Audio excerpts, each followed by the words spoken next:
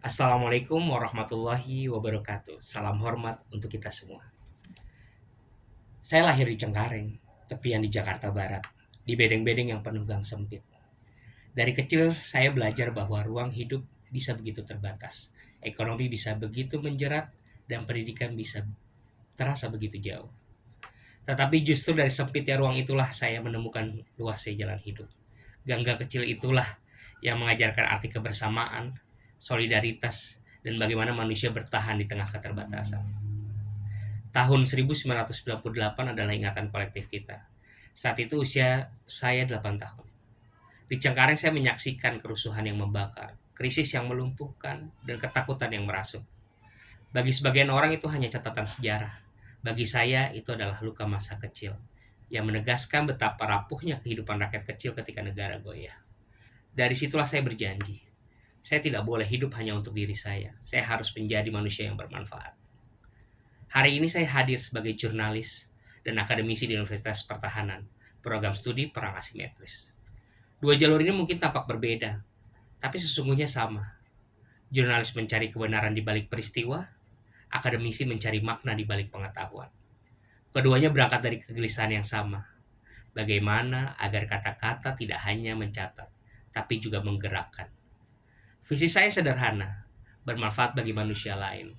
Allah telah menegaskan dalam Al-Quran surah Al-Maidah ayat 32. Ayat ini tidak hanya mengikat iman saya, tapi juga menggugat nurani kita semua.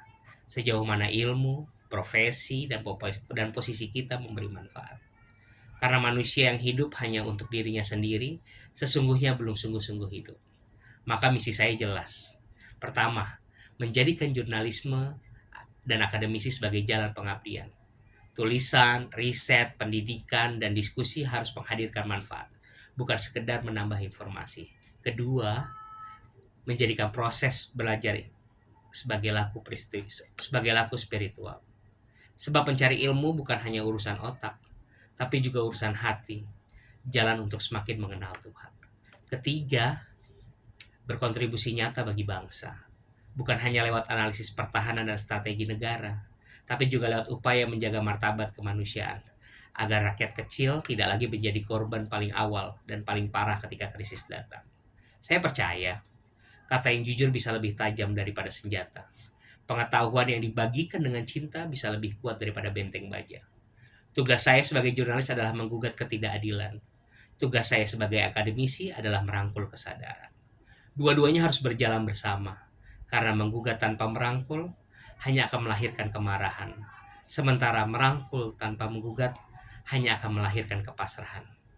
Hidup saya dimulai dari gang sempit di Cengkareng.